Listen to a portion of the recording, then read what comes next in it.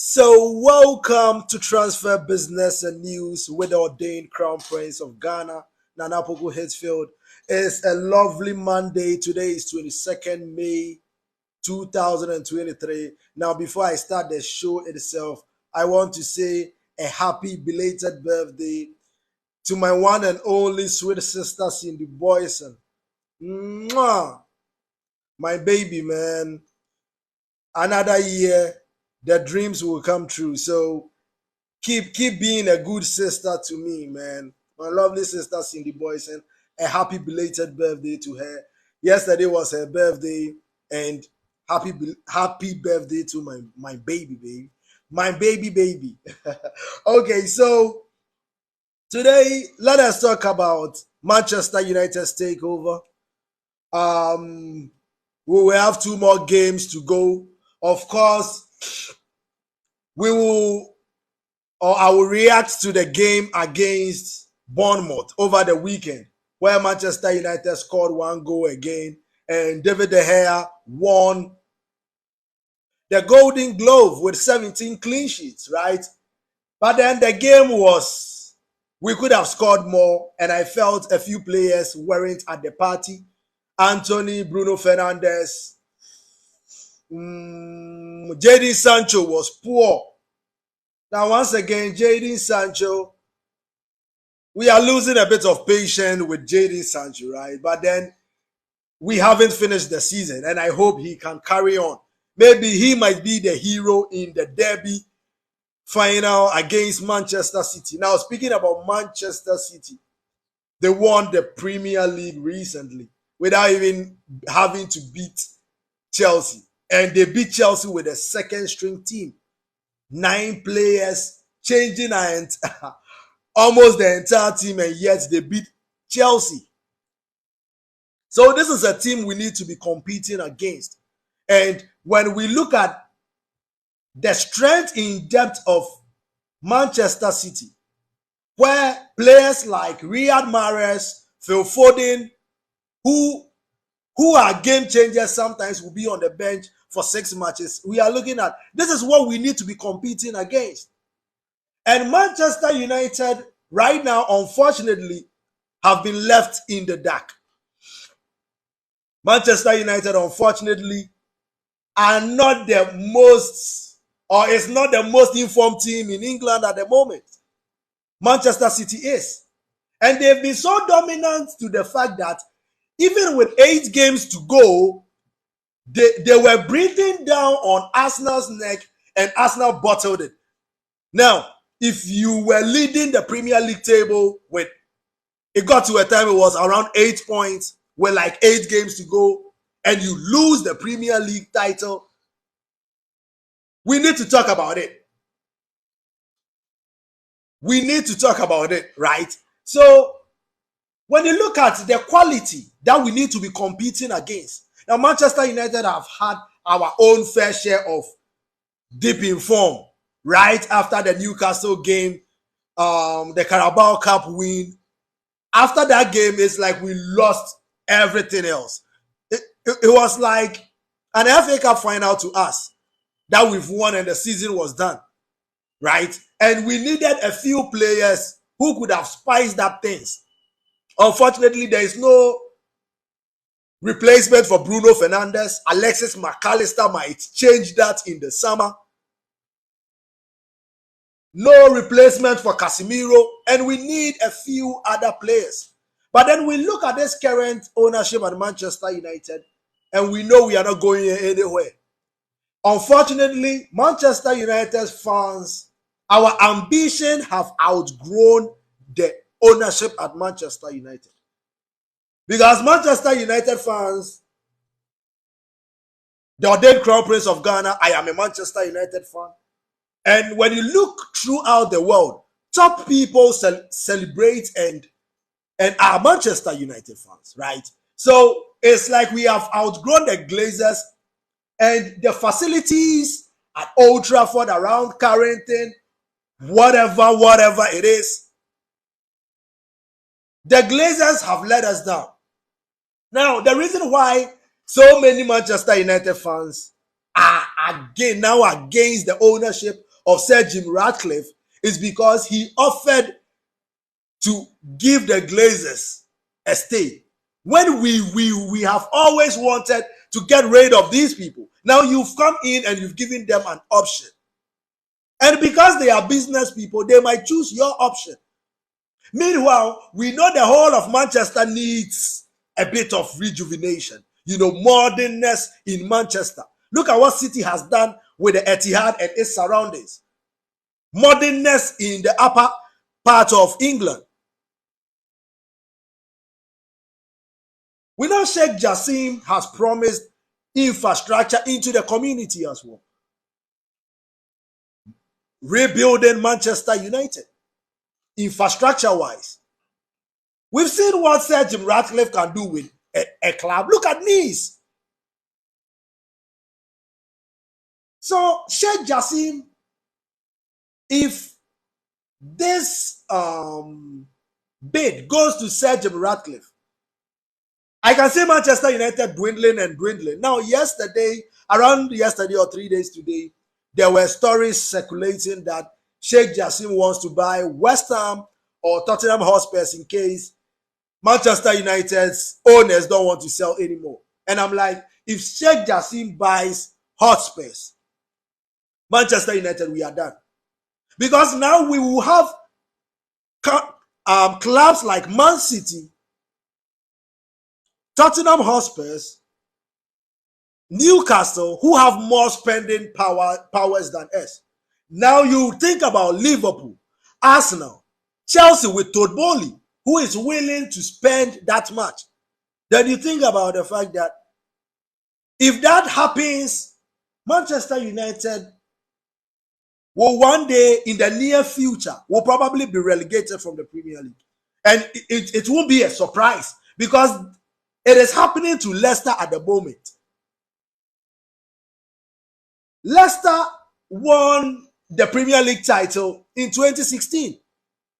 So if they are in a relegation battle going into the last day of the season, you should think and realize that if we don't make good decisions, because if the club is sold, I don't think they will resell it. So we need to get it right, and we need to get it right now. And Sheikh Jassim, every Manchester United fan, reasonable ones, of course, they know that he is the best option for Manchester United. Now, today is Monday. Get Money Monday. Now, on Transfer Business and News, I think I need to add or incorporate motivational speaking into the sections. So I'm sending love to every Ghanaian.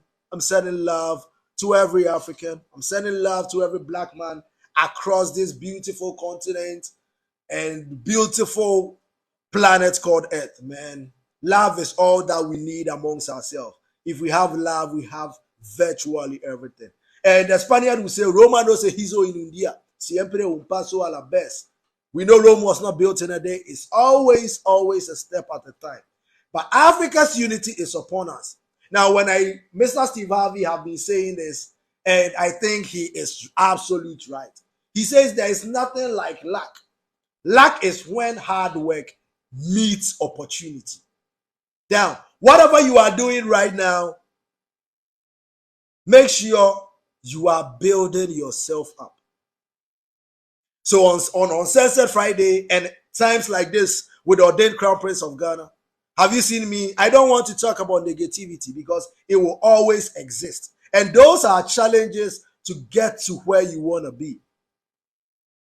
Now, recently I started farming on a large scale, and it taught me lessons, and I started some greenhouse around, and it taught me lessons. And I want to share with black people in Africa and black people around the world. Now, I've been cultivating, or I put maize in the soil, in the backyard. I just wanted to see how in 3 months he would get, although I don't eat corn that much. I don't like the corn, but then I was like, let me try corn, right? Or maize.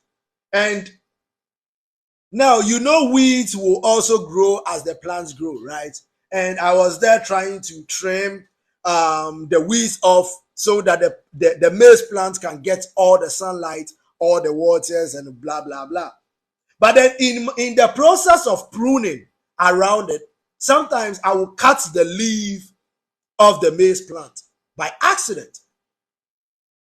In the process of probably trying to sustain it, sometimes I do something rather bad to it, and I'm like, oh no. Then I will correct it again. So in this moment, God spoke to me in the way He speaks to me as the ordained crown prince. Now He was like, you see this scenario. This is how human beings are in front of God. Now we are God's seeds on this earth. God didn't bring us to this earth to suffer. Wherever you are across the globe, don't let them lie to you that you need systems. Now, between Mark Zuckerberg and Bill Gates, they don't have a degree in them. But I bet they have more degrees working than them than thermometers. Right? So between Bill Gates and Mark Zuckerberg, they don't have any degree between them. Think about it. And they are billionaires. But then when you get your consciousness and you know what you are here to do, it makes life easier. So in Pan-Africanism, what we will be teaching our children is that from age 1 to probably age 10, all they will do is do activities. There won't be exams because nobody fails. We need to leave the children and see their strengths and educate them on their career path. What I mean is science quiz, football matches, table tennis. The children themselves will be moving to where their interest lies. Some children will be in the science and maths class, will be having tournaments and organizing children tournaments to make it something, right? For the children, science and maths quiz. We'll be having soccer games for under 20s. So children will be educated in Africa on what their gift is. So after 10 years, teachers will do nothing but, now if you are a teacher and a child cannot calculate maths, that doesn't mean that child is the dumbest in the world. As a matter of fact, he may become a billionaire and the children that know math than anybody won't be. It is a fact. Maybe he doesn't understand maths because his mind, he is already thinking about metaphysics, quantum physics. So what you are teaching him is baseless. It is useless to him. Because in metaphysics, it is above mathematics. And you are teaching him something that is less of how genius of a child he is. Maybe that child has a voice of an angel and probably will give us the Grammy Africa has been craving for. African countries have been craving for.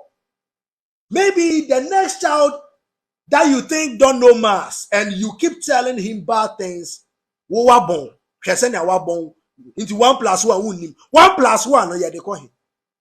Se nipa no ebenyi abeje World Cup ama Ghana 2 + 2 efa ne ho ben. Rather, we will teach that child how to play set pieces, how to counter press, how to press, how to defend, how to hug on the touchline as wingers, invented right backs. These are systems we will teach footballers from the scratch. So if the child can't calculate maths, the child may be the next Didier Drogba, may be the next Asamoah Gyan. And that is the kind of education we'll be giving our children in Pan-Africanism. Now, under Pan-Africanism, we won't teach our children profit and loss anymore. They are systems by the white man to enslave the mind of the black man. So if a child doesn't know profit and loss, he sees every difficulty as a challenge. Because in this life, We only live once. We are not even guaranteed tomorrow. Are we? Now, I'm speaking to you. You may hear next week, Nana Poku-Hitzfield is gone. This is life. This is reality. So if we as black people, now with black consciousness on a high like that, if we as black people don't unite, now there is a like the border between Belgium and Netherlands is just a line. People can stand here and stand here. And we Africans, the most populous race in the world, over 1.5 billion black people in the world. Everybody needs black people to survive. That is why they are fighting over Africa. All the wars you see, they want the friendship of Africa. Black people are the most consumers of products. Ask Gucci, ask Fendi. So the white man needs the energy of the black man to always succeed. And we don't know how powerful we are. Now, as a matter of fact, I keep telling people, I don't need a sunscreen to go walk on the sun. But then my friends, my white friends, if they don't put sunscreens on their skin, by the time they come back, you will be surprised. You'll be like, whoa, is this what happens to you when you walk on the sun without sunscreen? Then I look at my skin and I'm like, mwah. Because now I realize we are the originators of creation. And science have proven that. Politics in Africa, I just want to focus on Manchester United. But then when I sit here, the ordained crown prince in me takes over the show and says what he fucking wants to say. Because he is the ordained crown prince of Ghana. And Africa's unity is upon us. Now, when we are dreaming to unite our continent, when we are over 8 million Pan-Africanists across the world, across Africa now, growing in numbers, we saying we don't want anything from the white man anymore. We can bring our own systems for our benefit. We will teach our children our languages in our schools. As a matter of fact, you've done nothing for us to be learning your language. I would rather teach my child Chinese now than to teach my child English. And that is a fact. And that is the truth. Because even in Commonwealth, as I said the last time, Commonwealth. So today, it's a lovely Monday. My name is Nana Poku-Hitzfield, the ordained crown prince of Ghana. It's been a pleasure having you. I have a meeting shortly at 10 on Zoom. So I need to get going. It's been a pleasure having you on Transfer Business and News. You know who I want between Sheikh Jassim and Sir Jim Ratcliffe. He betrayed the fans by even offering something to the Glazers back. And we don't want him at Manchester United. If Sheikh Jassim buys hospice in this stadium, wow. Bring in a world-class coach, somebody like Luis Enrique. Give him 400 million to spend. Keep Harry Kane. Whoa. Do you know the team they can build in the next 5 years? Oh, sorry. No, we've seen good coaches can hit the ground running. Thomas Tuchel did it at Chelsea. Of course, Eric Ten Hag is doing it at Manchester United. 2 finals, 3rd place or 4th place, first season after a horrible season last season. Okay, this is a good step in the right direction, right? But then you look at that. I don't want to think about it. I don't want to even think about the fact that Sir Jim Ratcliffe will end up being the owner of Manchester United, and we will be where we still are. Our washrooms will be full of piss. My name is Nana Poku-Hitzfield, the ordained crown prince of Ghana. It's been a pleasure having you. Maybe this Friday, on Sunset Friday, we will do the end of season Yes. So your best player, write them down. Let me know in the comment section below. Your most blah blah, your best goal of the season, best player of the season, best signing of the season. You see that kind of thing. We will discuss it on Friday. So Wednesday, we will preview the game against Chelsea. Of course, Chelsea lost the game under Frank Lampard, man. Now, when I used to play football, people would call me Lampard. So I have a bit of sympathy for Frank Lampard, man. He was my hero, man. I love Frank Lampard. You see, I played in the midfield. I played as a number 10. And always, I think I can still play football, but then God has something, I won't say bigger, because I have the talents to play football. I have the talents to dance. I have the talents to rap. I used to rap. I've been on TV so many times in the past. Kwasasa yo by the fireside. I used to come in and out. So I've always been there, but you've never noticed, right? You never noticed the ordained crown prince until everything was up and everything go. My name is Poku-Hitzfield. See you on Wednesday on Transfer Business and News. Let us talk about Manchester United. Let us preview the game to Chelsea, and we will talk about Manchester United again on Friday, on Uncensored Friday, every time at 9 a.m. So when it's 9, don't go anywhere, man. Tune in. Follow me on TikTok. I go live on TikTok. Poku-Hitzfield. You will see this beautiful fucking face there. Follow me. I'm a comedian too. I think I am a comedian. I am virtually everything, man. I am virtually everything. I've learned everything to fit in society, to fit in life. You can find me in a gutter cleaning my own gutters, and I don't care. I made the mess. It is my mess. I should clean it. I don't see the fuss about it, right? I see every Ghanaian as my brother, man. I don't see myself above anybody.